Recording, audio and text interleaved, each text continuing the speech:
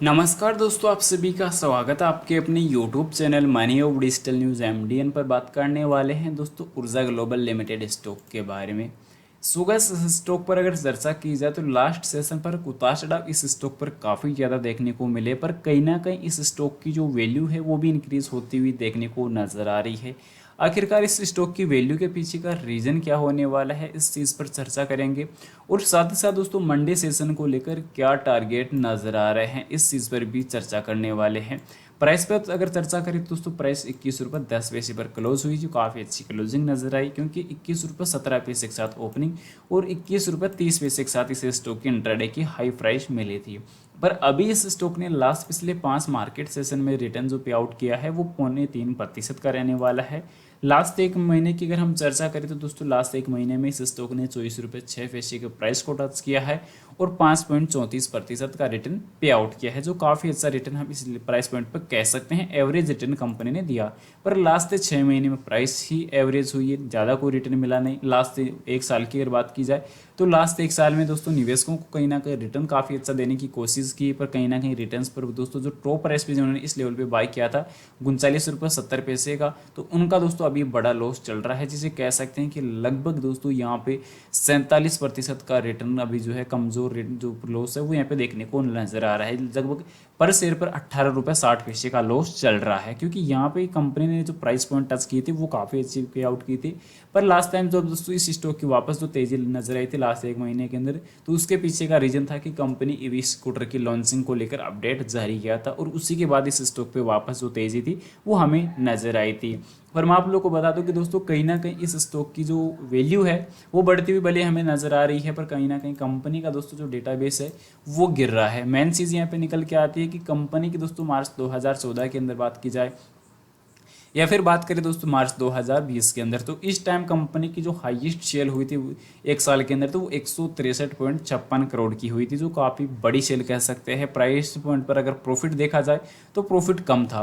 पर अभी कंपनी का अगर लास्ट अगर 5 सालों का अगर रिटर्न अगर देखते हैं तो कंपनी ने लास्ट 5 सालों में 60% का रिटर्न पे आउट किया है और 3 सालों में 50%, लास्ट 1 ईयर 113% और 10 सालों में 26%। पर सेल्स पर अगर हम चर्चा करें तो पिछले 3 सालों के अंदर कंपनी की 33% के अधिक जो सेल है वो गिर चुकी है। इस चीज़ का दोस्तों हमें ख्याल रखना कि कंपनी की सेल्स गिर रही है और अभी लास्ट टाइम प्रॉफिट की ग्रोथ रिकवर हुई है। पर दोस्तों 5 सालों के ऑल ओवर अगर प्रॉफिट की ग्रोथ अगर देखते हैं तो वो पॉजिटिव थी 190%, वो लास्ट 3 सालों में 6% तक गिर चुकी है और लास्ट अगर बात की जाए 1 ईयर की तो दोस्तों उसमें 14% अभी चल रही है।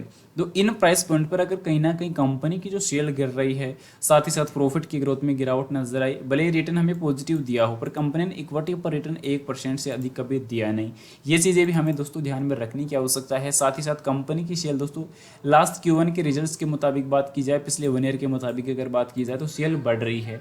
पर दोस्तों कंपनी का मार्केट कैप कुछ ज़्यादा बड़ा है नहीं, 1107 करोड़ का ही मार्केट कैप है।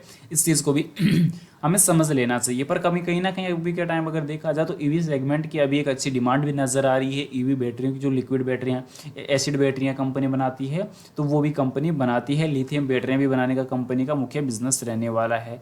पर कहीं ना कहीं कंपनी ने जिस प्रकार लास्ट टाइम ईवी स्कूटर को लेकर अनाउंसमेंट की थी तो एक अच्छी तेजी से स्टॉक पर रही। और कंपनी में अगर कंपेरिजन पर अगर बात की जाए तो कंपनी टॉप 10 कंपनियों में कंपनी का ऑटोमोबाइल सेक्टर में मोबाइल मोटरसाइकिल या मोपेड सेक्टर में कंपनी का स्थान नज़र आता है, जो टॉप 10 में भी नज़र आ रहा है। तो कंपनी का स्थान अभी नंबर 6 पे नज़र आ रहा है। तो ये कहीं ना कहीं एक अच्छी अपडेट रहने वाली है कि कंपनी का हाँ आखिरकार कहीं ना कहीं जो मार्केट कैप है, जो कंपनी का जो डेटाबेस है वो कहीं ना कहीं पॉजिटिव देखने को मिल रहा है। तो अभी लगातार जो आंकड़े हैं वो पॉजिटिव ही कंपनी के बयां कर रहे हैं, पर कंपनी के नेगेटिव बयां यहाँ पे देखने को मिल रहे हैं कि कंपनी की सेल गिर चुकी है पिछले 3 सालों के अंदर, जो काफ़ी बड़ी गिरावट इस प्राइस पॉइंट पर हम कहने वाले हैं। साथ ही साथ कंपनी के अंदर अभी के टाइम जो देखने को मिला कि डेटाबेस में इंप्रूवमेंट काफ़ी अच्छे नजर आई, पर कंपनी लास्ट 6 महीने के अंदर एवरेज प्राइस हुई है, कुछ ज़्यादा फंडामेंटल पॉजिटिव आया नहीं। और अभी कंपनी के दोस्तों लास्ट सेशन की अगर हम बात करें तो लास्ट सेशन पर कहीं ना कहीं जो मार्केट में प्री ओपन का जो मार्केट का जो डेटा देखने को मिल रहा है तो उस पर सेलिंग ज़्यादा नजर आ रही है। तो मंडे सेशन को गिरावट रह सकती है दोस्तों, इस चीज़ को क्लियर कट ध्यान रखने की आवश्यकता है, क्योंकि गिरावट का जो डेटा है वो कहीं ना कहीं फिर से हमारे साथ लोचा हो सकता है। और कंपनी के दर भी के टाइम देखा जाए तो कंपनी ने दोस्तों लास्ट जो वॉल्यूम देखने को मिली सेशन की तो उसके अंदर वॉल्यूम जो रही है वो काफ़ी बढ़िया नजर आई थी। 23,33,985 शेयर की वॉल्यूम नजर आई। 11.25 लाख शेयर इसमें होल्ड किए गए, जो काफ़ी प्राइस पॉइंट डिलीवरी के तौर पर डेटा पॉजिटिव नजर आया। भारतीय बाजारों पर नॉर्मल गिरावट रही है, तो इस प्राइस पॉइंट पर जो डेटा रहने वाला है वो कुछ नॉर्मल ही नजर आ रहा है। तो आगे चलकर इसको हमें ध्यान में रखने की भी आवश्यकता नजर आ सकती है। उम्मीद करूंगा दोस्तों जानकारी आप लोगों को पसंद आई होगी। पसंद आई वीडियो को लाइक कर देना, चैनल पर नए हो दोस्तों चैनल को जरूर सब्सक्राइब कर देना और जानकारी को ज़्यादा से ज़्यादा शेयर जरूर से कर देना। और आपकी नज़र में कोई पेनी स्टॉक हो तो उसकी जानकारी कमेंट में पिन कर देना, एनालिसिस करके आपको जल्दी बता दिया जाएगा। मिलते हैं नेक्स्ट अमेजिंग वीडियो के साथ, तब तक के लिए इजाजत दीजिए। जय Shri Krishna, thanks for watching this my video.